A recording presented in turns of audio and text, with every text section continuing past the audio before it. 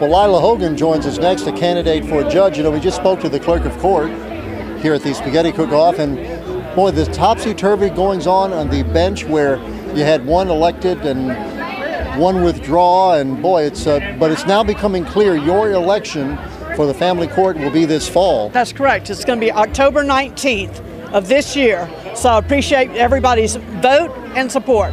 So a couple of months ago when we were talking about you running for family court judge, you were talking about filling the vacancy created by Zoe Wagisback, who was by virtue of age unable to run for re-election.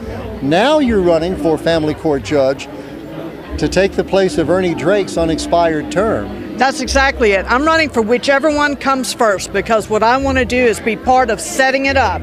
It's a permanent family court, and that's what I want to do, is set it up to help our families in our district and help them think in terms that families matter. This is not about destroying the other side. It's about families and children. But to the poor voter, I mean, the last few interviews you were talking about running next year, next fall of 2014. Now all of a sudden, it's the fall of this year.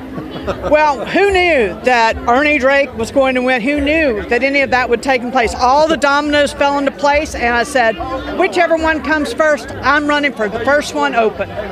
Well, tell us about Lila Hogan, even though you've done it before. I'm Lila Hogan. I've been practicing 37 years. I'm a mother. I've been married to my husband for 34 years. I have 4 children and 1 grandchild.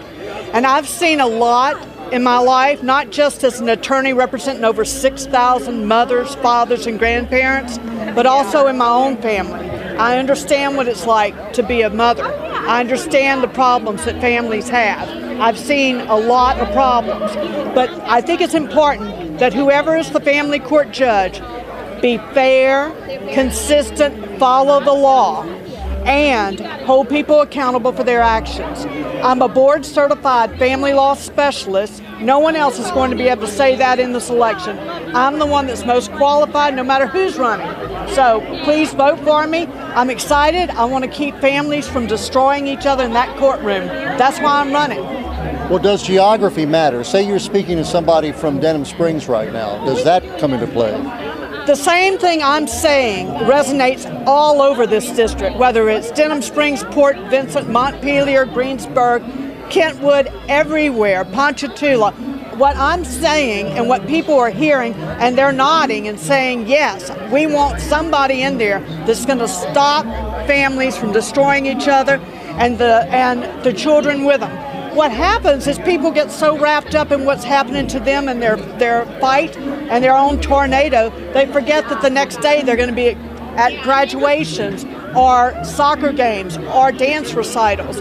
So my goal is to explain that to people and try to persuade them not to fight. But I tell you what, if they have to come in my courtroom, we're going to get them in and we're going to get them out. So they're no longer the 3-year delays. It's time to get people to move on with their lives. Will you run as a Republican or a Democrat? I'm running as a Democrat. I was registered as a Democrat when I was born. Not when I was born, but practically when I seems that way most of the time. When I registered way back then, back in 1969, that's when everybody was Democrat. And I've stayed a Democrat. But that has nothing to do. There is no D or R in family. Families don't care about party. When somebody walks in my courtroom, I'm not going to ask them what party they are. I'm going to ask them what's best for the children. That's why I'm running. How do you do that, what you've described on the bench? Because when you think about the acrimony that goes into a lot of divorces, how do you stop families from tearing themselves up? You know, I'm even hearing from judges who say that these days, spouses will come in with embarrassing pictures. Everybody has a high-D camera on their cell phones now. So all of that is worse than ever. It is. There are 12 factors in deciding custody cases. One of the factors is the moral fitness of the parents, and that's where people start bringing in all the Facebook pictures. So if you're on Facebook and you're showing things, don't do that. Facebook is, we don't need private eyes anymore. We got Facebook. So if you've got that, please understand, that doesn't mean that's what's best for the children, is to slam somebody in the middle of the courtroom.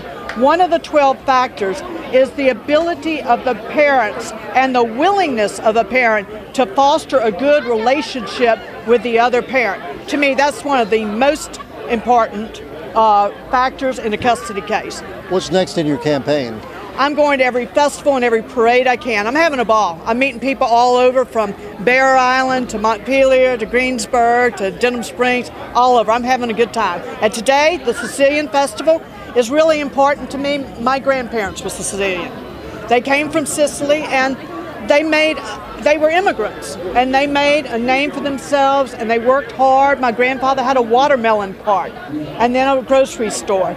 So they worked very hard, and I understand what it takes for families. And the important thing is to remember we're all families, and the family is the basic unit of our society and of our community. Families are important, and that's why I'm here.